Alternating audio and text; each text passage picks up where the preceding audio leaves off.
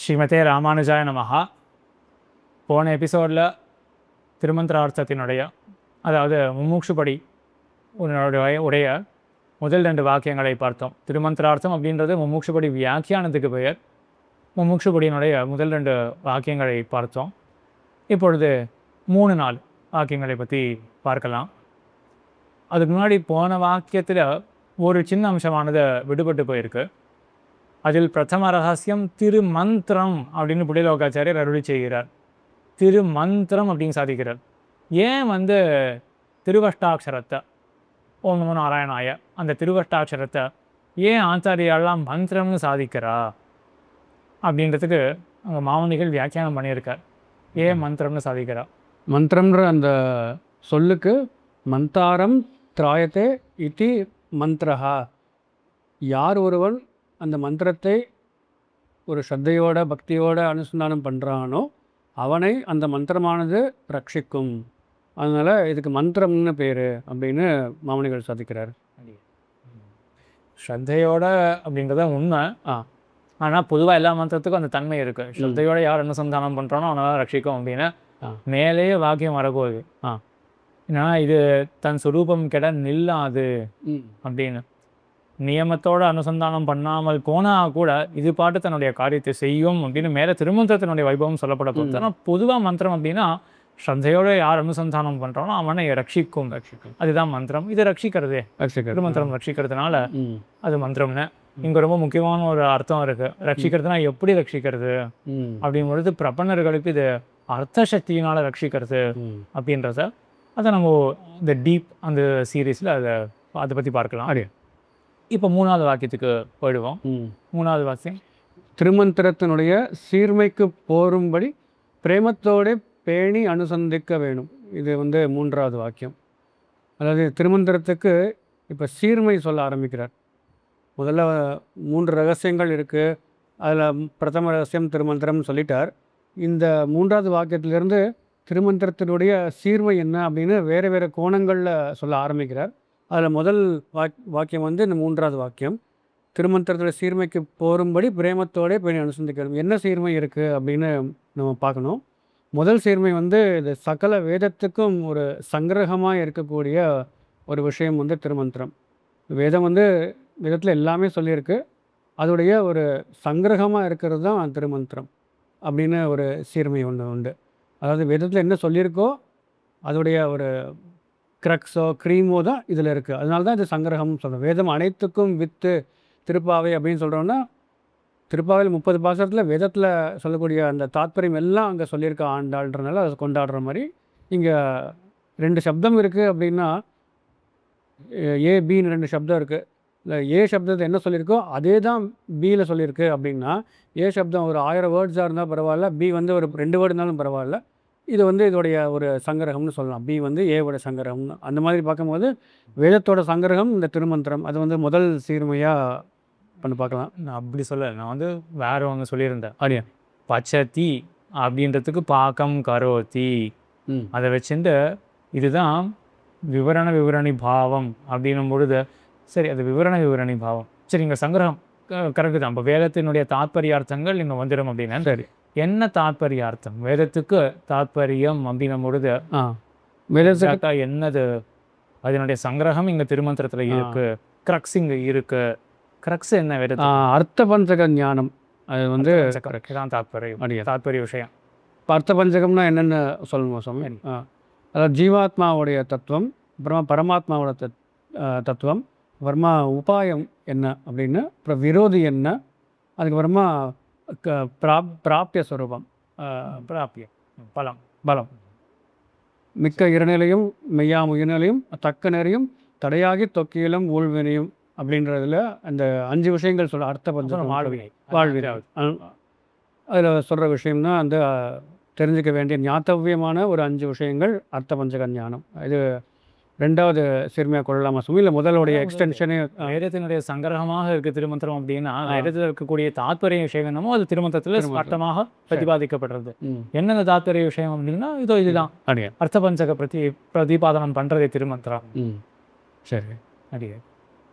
அதுக்கப்புறமா இன்னும் வேறு என்ன சீர்மைனா இது மந்திரத்தை எல்லா மந்திரத்தை வைத்துக்கொண்டு இதுதான் ஒரு பரம மந்திரம் அப்படின்னு சொல்கிற மாதிரி இருக்குது. வருமா குஹ்யமாக இருக்கக்கூடிய விஷயங்கள்ல இது ரொம்ப குஹ்யமாக இருக்குது. அப்புறம் பவித்திரமாக இருக்கக்கூடிய விஷயங்கள் எல்லாத்துலேயும் இது பவித்திரமாக இருக்குது அப்படின்ற மாதிரி சில மாற்றம் வருது. அடியன் பவித்ரானாம் பவித்ரம் ச மூலமந்திர சனாதனமா அப்படின்னு வருது. குஹ்யானாம் குஹ்யதமம் அப்படின்னு முடிஞ்சு ஆரம்பிச்சு பவித்ரானாம் பவித்ரம் ச மூலமந்திர சனாதனஹா அப்படின்னு தான் பிரமாண வாக்கியம். சரி. பவித்திரங்களுக்கு பவித்திரம், பவித்திரங்களுக்குள்ள இதுதான் மிகுந்த பவித்திரம் அப்படின்னு அர்த்தம் பண்ணலாம் வாமனி இலங்கா. சரி. பவித்திரங்களுக்கே பவித்திரத்தன்மையை கொடுக்கக்கூடியது இந்த திருமந்திரம் தான். அடியன் அடியன் சரி. அப்படின்னு அது ஒரு சீர்மை திருமந்திரத்துக்கு. வேற சீர்மை 2 தானோ? அடியனுக்கு 2 தான் ஞாபகம் இருக்குது இப்போ. சரி. அப்புறம் திருமந்திரத்துடைய சீர்மைக்கு போரும்படி பிரேமத்தோட அனுசந்திக்க வேண்டும். போரும்படினா திருமந்திரத்தினுடைய சீர்மை. சீர்மை இப்போ அர்த்தம் 2 விதமான சீர்மை ஏற்றம். சீர்மைக்கு போரும்படி அந்த அந்த அதோடைய கௌரவத்துக்கு தக்க அப்படின்னு தக்கபடி. போரும்படினா தக்கபடி, கௌரவத்துக்கு தக்கபடி. தக்கபடி அப்படி பிரேமத்தோட ரொம்ப ஆசையோட அன்போட அந்த மாதிரி ஒரு அனுசந்திக்க வேணும். அதுவும் பிரேமத்தோடையும் போது மாமனிகள் ஒரு கான்ட்ராஸ்டை காட்டுறார். இப்படி பண்ணக்கூடாது அப்படிங்கும் பொழுது நம்ம பிரேமம்னா என்னன்னு புரிஞ்சு போயிட்டோம். பிரேமத்தோட இப்போ அனுசந்திக்க வேணும் அப்படின்ற இடத்துல பிரேமத்தோட. அப்போ எப்படி பண்ணக்கூடாது அப்படின்னு சொன்னால் அப்போ பிரேமம்னா என்னன்னு புரிஞ்சு போயிடுமே.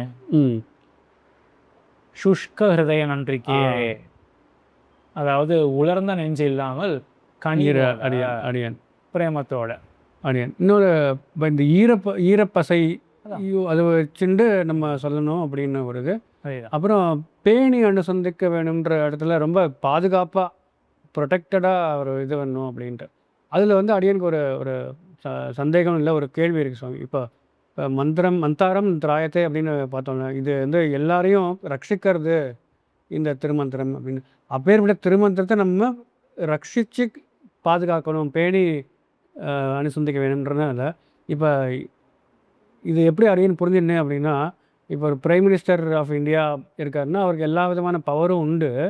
அவர் தான் எல்லாம் பண்ணக்கூடிய ஒரு விஷயம். ஆனால் அவருக்கு வந்து ஒரு பாடி கார்டு அப்படின்னு வச்சுருக்கிறார். அவர் தான் எல்லாமே பண்ணுவார். எதுக்கு அவருக்கு பாடி கார்டுன்னு கேட்க முடியாது. அவருக்கு ஒரு பாடி கார்டு இருந்தால் தான் அவர் மேற்கொண்டு எல்லா காரியங்களும் பண்ண முடியும். அதனால் பேணி அனுசந்திக்க வேணுன்ற மாதிரி புரிஞ்சுருந்தேன்.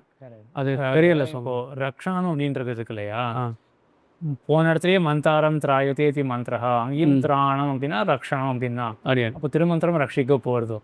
இங்கே என்னன்னா திருமந்திரத்தை நாம் பேண வேணும், திருமந்திரத்துக்கு நாம் ரட்சகர்களாக இருக்க வேணும்ன்ற மாதிரி ஒன்று தெரியுது. அப்போ ரட்சகனுக்கே ஒரு ரட்சகம் நாம் இருக்க வேணுமா? இப்போ ரக்ஷணம் அப்படின்ற சொல்லுக்கு என்ன அர்த்தம்? ஏன் வரப்போகிறது இங்கே? ரக்ஷணம்னா என்னது? விரோதியை போக்குறது, அப்புறம் ஆசைப்படுறதை கொடுக்குது, அபேட்சிதத்தை கொடுக்கை.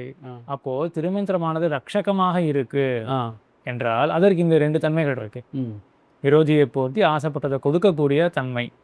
ஆகையினால திருமந்திரத்தை நாம் ரட்சகம் அப்படின்னு சொல்றோம். சரி. இப்போ நாம் திருமந்திரத்தை ரட்சிக்க போறோம் அப்படின்னா நம்ம ஏதாவது இந்த மாதிரி கொடுக்க போறோமா? இல்லை. அப்போ இங்கே ரக்ஷணம் அப்படின்றது மாமனிகள் வியாக்கியானத்தில் அனதிகாரிகள் செவிப்படாதபடி அப்படின்னு நாங்கள் பக்தி சாதிச்சிருப்பார். இங்கே ரக்ஷணம் அப்படின்னா அது வெள்ளை சிதறாதபடிக்கு அப்படிப்பட்ட ஒரு ரக்ஷணம் இந்த. அதான் இப்போ இந்த பிரைம் மினிஸ்டர் விஷயத்தில் இது வந்துருமா? பிரைம் மினிஸ்டர் வந்து 2 பேர் அவர் வந்து என்ன வேணுமோ பண்ணுறார். அவருக்கு அந்த கேப்பபிலிட்டி இருக்கு. இஷ்டத்தை கொடுக்கறதுக்கு அனிஷ்டத்தை போக்குற இந்த கேப்பபிலிட்டி அவருக்கு இருக்கு. அவருக்கு ஏதாவது அனிஷ்டம் வராதபடிக்கு, அவருக்கு ஏதாவது இஷ்டம் போய் சேராதபடிக்கு ஏதாவது அது ஒக்கும். நான் பிரைம் மினிஸ்டரை ரட்சிக்கிறேன் அப்படின்னா, பாடி கார்டு இருக்கு அப்படின்னா, இங்கே it will work both ways. Okay. Prime minister வந்து நம்மளுடைய அனிஷ்டத்தை போக்கி இஷ்டத்தை கொடுக்க போறார். பிரைம் மினிஸ்டருக்கே அனிஷ்டம் வருமே, அவருக்கே இஷ்டம் போயிடுமே, அதுக்கான பாடி கார்டு. அப்போ அங்கே ரக்ஷகனுக்கே ரக்ஷகன்றது ஒக்கும். திருமந்திரத்தில் இப்போ நம்ம திருமந்திரத்துக்கு ஒன்றும் எக்ஸ்ட்ராவாக கொடுக்க போகிறது கிடையாது இல்லையா? இங்கே வந்து அது சிதறாத படிக்கு. இங்கே ரக்ஷணம் அப்படின்னா கோபனம், அது ஒரு கட்டுக்கோப்போட அனதிகாரிகள் செவிப்படாதபடிக்கு போய் சேர்க்காதபடிக்கு நாம் இருக்க வேண்டும். அப்படிப்பட்ட ரக்ஷணம் இந்த கோபனம், மறைக்கிறது, கவரிங்கம். அனதிகாரிகளுக்கு செவிப்படக்கூடாத வழி நம்ம இது பார்த்துக்கணும். ஓகே. அப்போ அடியனுக்கு இன்னொரு கேள்வி இருக்குது. இப்போ இந்த லவுட் ஸ்பீக்கரெல்லாம் போடுறாளே சுவாமி, அதெல்லாம் எப்படி நம்ம பண்ணணும் அப்படின்ட்டு? ஏன்னா கோயில்களில் போனால் அந்த திருமந்திரத்தை அப்படியே போடுறாளே, அப்போ அது பண்ணக்கூடாத விஷயம் தானே சுவாமி அது? அப்படியான்னு தோன்றது ஆ அப்படியான்னு தோன்றது. அதுக்காக தான் பெரும்பாலும் உபன்யாசங்களில் கூட கொஞ்சம் மறைச்சி தான் சொல்லுவா அப்படின்னு நினைக்கிறேன். ஆ ஆனால் இந்த காலத்தில் இப்போ அந்த காலத்தில் எல்லாம் நேரில் போய் கேட்க வேண்டிய விஷயமா இருந்தது. ஆ அது ரொம்ப வரக்கூடியவரே ஃபில்டர் பண்ணி வரக்கூடிய ஆடியன்ஸ் அந்த மாதிரி தான் இருந்தது. சரி. இப்போ எல்லாத்தையும் பொதுவாக போட வேண்டியதாக தான் இருக்குது. ஏன்னா இன்ட்ரெஸ்ட் வரப்பே ரொம்ப சிரமமாக இருக்கும். ஸோ யாருக்காவது ஏதாவது இன்ட்ரெஸ்ட் வந்து தான் அவளுக்கு என்னென்னலாம் வாய்ப்பு இருக்குமோ எல்லாத்தையும் கொடுக்க வேண்டியதாக தான் இருக்கும். ஆ நெட் மூலமாக போட வேண்டியதாக தான் இருக்குது. ஆ அப்போ நம்ம இப்போ பண்ணுற டிஸ்கஷனை இப்படி தானே போட போகிறோம். அடி ஆகையினால இதெல்லாம் சிலது அனவாய்டபுளாக இருக்குது இந்த காலேஜில். ஆ ஆனால் கோயில் அந்த மந்திரத்தை போடுறதுனால என்ன பயன் அப்படின்னு தெரியலை. ஆ அவள் ஏதாவது ஒரு வைப் இருக்கணும் அப்படின்றதுக்காக போடுறா. இப்போ ரிலேட்டட் கேள்வியும் இருக்குது சுவாமி. இதுக்கு வந்து இந்த பிராமண க்ஷத்ரிய வைசிய சுத்ரா அந்த மாதிரி இவா தான் சொல்லணும், இவா சொல்லக்கூடாது, அந்த மாதிரி ஒரு நியமம் இருக்கா இல்லையான்னு அடியனுக்கு தேவரேட் கிளாரிஃபை பண்ண முடியுமா சுவாமி? இது வந்து கொஞ்சம் டீப்பான கேள்வி. இதோடையெல்லாம் அடியனுக்குலாம் அவ்வளோ தெரியாது. ஆனால் ஒன்று என்ன படிச்சிருக்கேன்னா, பேசுமென் திருநாமம் வெட்டெழுத்தும் சொல்லி நின்று பின்னரும் பேசுவா தம்மை உய்ய வாங்கி பிறப்பிறக்கும் பிறாங்க இதம்னு கொங்கலர்ந்த என்ன பதிவம் திருமொழியில் 1:8 அதில் 8வது 9வது பாட்டு. அதில் அனந்தராச்சாரிய சாமி வந்து பெருசாக வியாக்கியானம் பண்ணியிருக்காரு. ஒரு 50 பக்கத்துக்கு வியாக்கியானம் பண்ணியிருப்பார் அப்படின்னு நினைக்கிறேன். அதில் வந்து இந்த திருநந்திரத்தை இங்கே சம்பிரதாய பேதம் இருக்குது. அப்படியா? தெங்கல வடகலை பேதம் இருக்குது. தெங்கல சம்பிரதாயத்தில் பிரணவத்தோடு யார் வேணாலும் சொல்லலாம் அப்படின்னு தான் தெங்கல பட்சமாக தெரியுது. வடகலை சம்பிரதாயத்தில் அம்னமோ நாராயணாய அப்படின்னு சொல்கிறா அப்படின்னு அந்த கருத்துக்கு தான் தெரிய வருது. இவ்வளோ தான் அடியனுக்கு தெரியும். மேற்கொண்டு பெரியவர்களை கேட்டுட்டு வர விஷயத்தில் இல்லை அனதிகாரிகள் அப்படின்னு அவாகிட்டேருந்து பாதுகாக்கணும்னா யார் அதிகாரி யார் அனதிகாரி அப்படின்னு பிறவி வச்சுன்னு இருக்கா அப்படின்னு அதெல்லாம் பிறவி வச்சுன்னுலாம் இருக்கா. அதை எப்படி நம்ம இப்போ பாதுகாக்கணுன்ற ஒரு விஷயத்த சொல்லியிருக்காரு மாமனிகார். கரெக்ட். அப்படின்னா இவர் அதிகாரியா இவர் அதிகாரி இல்லையா அப்படின்னு தெரிஞ்சிருந்தா தானே நம்ம பாதுகாக்க முடியும். கரெக்ட் ரொம்பவே சரி. அதனால இந்த விசாரம் இருக்கு. வரும்பத உரைகளில் இன்ஃபேக்ட் இங்கேயே இதே இடத்துல தான் இப்போது சம்பிரதாயத்தில் வந்து ஸ்ரீ சூத்ராதிகளுக்கெல்லாம் இந்த மந்திரஸ்ரவணத்தில் அதிகாரம் இருக்கா இல்லையா அப்படின்ற கேள்வி வருது. இங்கேயும் சேர்த்தது இதுதான் ஞாபகம். தாராளமாக பிரணவத்தோட சேர்த்து பிரணவ சகிதமாக சொல்கிறது தான் உண்டு அப்படின்னு. இப்போது அனதிகாரிகள் அப்படின்னு மாமனிகள் இங்கே சாதிக்கிறாரு. அது எப்படிப்பட்ட அதிகாரம், எப்படிப்பட்ட அதிகார இன்மைன்னா கண்டிப்பாக பிறவை வச்சுட்டு இருக்காது. இது சர்வ எல்லாருக்குமே அதிகாரம் உண்ட ஒரு மந்திரமாக தான் இருக்கும். சர்வாதிகாரமாக தான் இந்த மந்திரமானது இருக்கும். அதில் மேற்கொண்டு பிரதிபத்தியில் இருக்கக்கூடிய வேறுபாடு தான். அவர்களுடைய இந்த மகிமையை தெரிஞ்சுன்னு அனுசந்தானம் பண்ணுறார்களா இல்லையா அப்படின்னு அவர்களுடைய அந்த பிரதிபத்தி இது மேலே வைக்கிற அபூர்வ புத்தி அடியன் இதுதான் எங்கள் அதிகாரம் இல்லாதது. சரி அடியன் நீங்கள்தான் வந்துருத்தா இந்த வாக்கியத்தில் அடியன் திருமந்திரத்தினுடைய சீர்மைக்கு போரும்படி பிரேமத்தோடு பேணி அது வரைக்கும் வந்துடுது. போயிடும் ரட்சணம் பண்ணுறது அப்படின்றது அனுசந்திக்க வேணும்.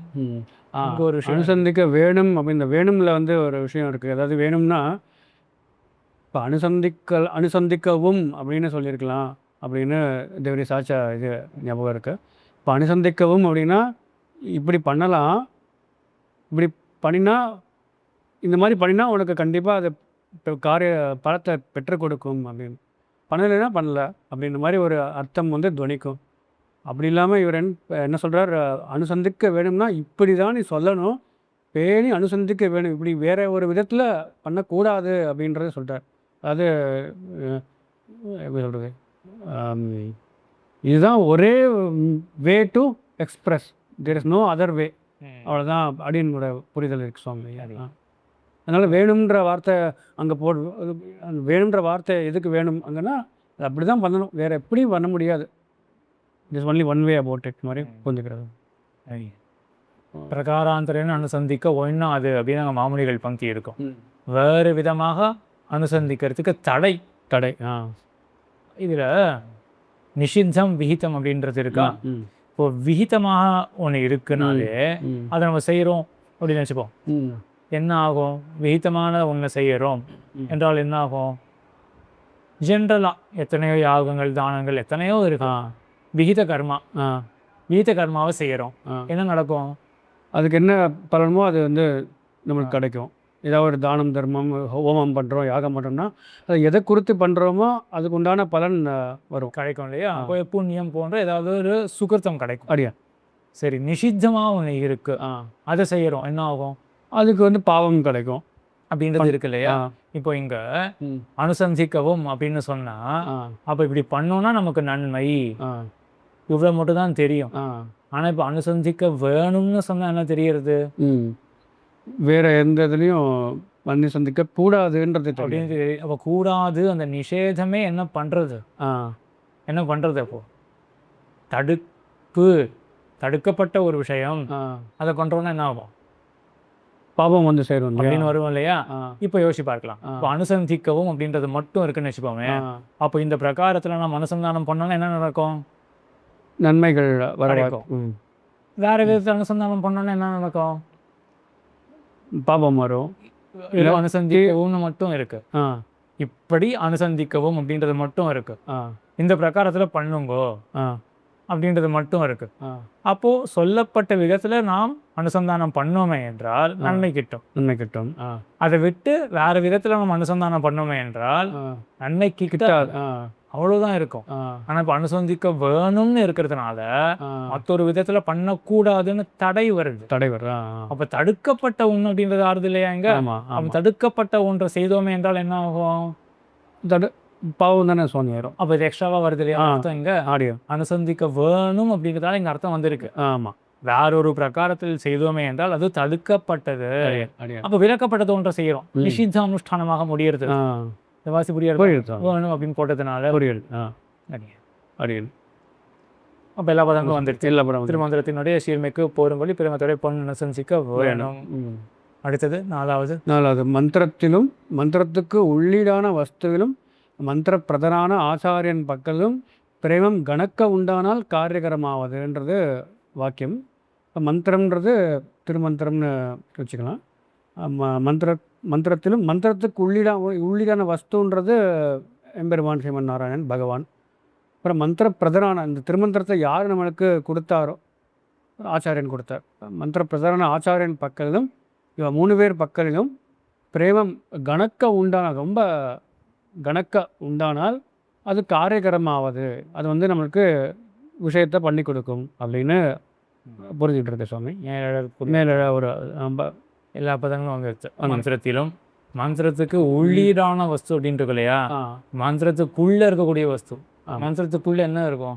மந்திரத்துக்குள்ள வந்து எம்பெருமான் தான் பிரதிபாதிக்கப்படுற, அவனை தான் காட்டுறது இந்த திருமந்திரம். அப்போ அதுக்கு உள்ளீடான வஸ்து, சப்தத்துக்கு உள்ளீடு அப்படின்னா அதனால பிரதிபாதிக்கப்படுற விஷயம் அப்படின்னா மந்திரத்தால பிரதிபாதிக்கப்படுற எம்பெருமான். மந்திரத்துக்கு உள்ளீடான வஸ்துவையும் மந்திர பிரதனான ஆச்சாரியம் பிரேமம் கணக்க உண்டான நல்ல அதிசயித்தமாக மேம்பட்டு உண்டானது என்றால் பிரேமம் கணக்க உண்டானது அது காரியகரம் ஆவது. அந்த மந்திரமானது காரியத்தை செய்யும். இந்த மந்திரத்தை கொண்டு நான் காரியத்தை பெற முடியும் அப்படின்னு அது காரியகரம் ஆவது. காரியகரம்னா என்னது அப்படின்னு ஒரு கேள்வி வரும். இப்போ வந்து காரியகரம்னா ஞான பக்தி வைராக்கியம் இதெல்லாம் நம்மளுக்கு கொடுத்து பகவத் பிராப்தியில் போய் அது நம்மளுக்கு சேர்க்கும் அப்படின்னு புரிஞ்சுக்கிறது. அப்புறமா இன்னொரு விஷயம், மந்திர பிரதான ஆச்சாரியன் அப்படின்னு ஆச்சாரியன்னா யார் அப்படின்ற ஒரு விஷயமும் இதில் ஒரு தேவடைய சாட்சியில் அப்படின்னு புரிஞ்சுக்கிறேன். என்னன்னா இந்த ஜகத்து வந்து யாருக்கு அதீனப்பட்டிருக்குன்னா எம்பெருமான் ஸ்ரீமன் நாராயணனுக்கு அதீனப்பட்டிருக்கு. அப்பேற்பட்ட இந்த ஸ்ரீமன் நாராயணன் யாருக்கு அடிமைப்பட்டிருக்காருன்னா அந்த திருமந்திரத்துக்கு அதீனப்பட்டிருக்கான். அப்பேற்பட்ட திருமந்திரம் யார் கையில் இருக்குது அதீனப்பட்டிருக்குன்னா இந்த ஆச்சாரியன் கையில் இருக்குது. அதனால இந்த ஆச்சாரியன் தான் நம்மளுக்கு கொடுக்குறாரு. அதனால அவர்கிட்ட மிக்க 3 பேர்லையும் நல்ல பிரேம கணத்து இருக்கணும் அப்படின்னு சாதிக்கிறாருன்னு புரிஞ்சுருக்கோம். இந்த பிரமாணத்தில் தெய்வாதீனம் து ஜெகத் சர்வம் மந்திராதீனம் து தெய்வத்தம் தன்மந்திரம் பிராமணாதீனம் தஸ்மாத் பிராமண தெய்வத்தம் அப்படிங்க வரும் இந்த பிரமாணம். இல்லை இந்த பிராமணன்ற சொல்லு வருது, ஆனால் பிராமணன்ற சொல்லுக்கு ஆச்சாரியன் அப்படின்னு தான் வியாக்கியானம் பண்ணுறாங்க. நேரம் மாமனிகள் அப்படிதான் வியாக்கியானம் சாதிக்கிறார். அரும்பத உரைகளும் அப்படிதான் சாதிக்கிறார். இதே மாதிரி தான் பாரதத்தில் இருக்கக்கூடிய ஒரு ஸ்லோகத்தை எடுத்து அண்ணா அப்பாங்க ஸ்ரீமுஷன் அரும்பத உரையில் சாதிக்கும் பொழுது த்ரிஷு பக்தி சதா பாரதாதேவ தீமதாம் அப்படின்னு ஒரு பிரமாணம் போய் முடியும். குருஷு பிராமணேஷு ச பக்திர் பவதி கல்யாணி பாரதாதேவ தீமதாம் அப்படின்னு ஒரு பிரமாணத்தை எடுப்பார் அனாபவர். அங்கேயும் இதே மாதிரி தான். பிராமணர்கள் அப்படின்னா சிறந்த பிரம்ம வித்துக்கள் அப்படின்னு ஆங்காங்க ரொம்ப இந்த பிறவிய ஜாத்திய பிரவிற்த்தி நிமித்தமாக வைக்காமல் பிரம்ம ஞானம் அந்த மாதிரி தான் அவன் கொண்டு போறா. நிறைய இடங்கள்ல பிராமண அப்படின்ற சொல்லுக்கே எவ்வளவு அர்த்தம் கொண்டு போறா. அதான் 4வது வாழ்க்கைக்கான படங்கள் எல்லாத்தையும் பார்த்துட்டேன். சரி, அடி அடுத்தது நம்ம 5வது வாக்கியம் பெரிய வாக்கியம், அது ஒரு எபிசோட்ல கவர் பண்ணலாம். ஸ்ரீமதே ராமானுஜாய நமः. ஸ்ரீமதே ராமானுஜாய